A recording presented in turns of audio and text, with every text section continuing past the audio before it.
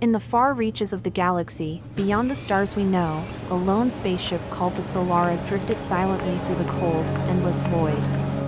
The ship was on a desperate mission to find a new home for humanity, a haven beyond a dying Earth. Captain Liora, a seasoned explorer with a reputation for fearless determination, led the crew of 8 on this perilous journey.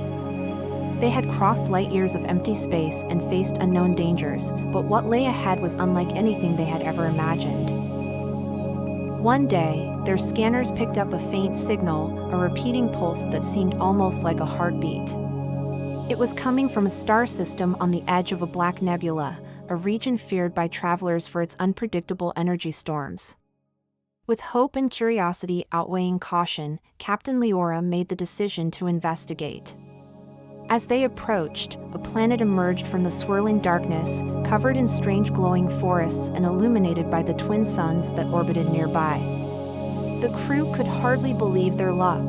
This seemed to be a world teeming with life. But as they descended to the surface, they realized something was wrong. The air was too still, the light too bright. The signal they had detected grew louder, almost deafening, as if the planet itself was alive and aware of their presence. Suddenly, the ship's systems went haywire, radios crackled, lights flickered, and strange symbols appeared on every screen. The ground below them seemed to shift and move, forming shapes that looked like ancient ruins that shouldn't have existed in this untouched corner of the universe. Liora and her crew disembarked, stepping cautiously onto the soft, glowing moss. They followed the source of the signal to a colossal, shimmering monolith rising from the center of the alien forest. It pulsed with a strange energy, and its surface seemed to ripple with moving patterns. One by one, the crew touched the monolith, and a vision of a civilization, long lost and far more advanced than anything Earth had known, filled their minds. They saw cities in the sky, ships that sailed the stars, and a race that vanished without a trace, leaving only echoes of their existence behind. As the vision faded, the ground shook violently, and the monolith's glow intensified.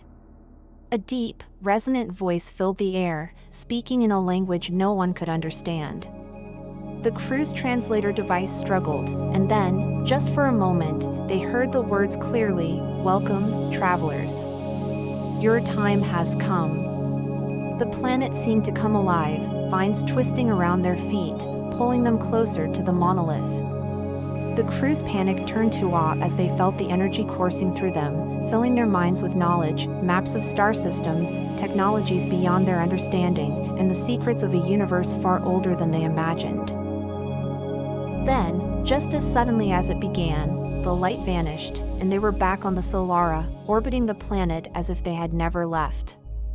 The crew was stunned, each carrying memories of a vision too real to dismiss.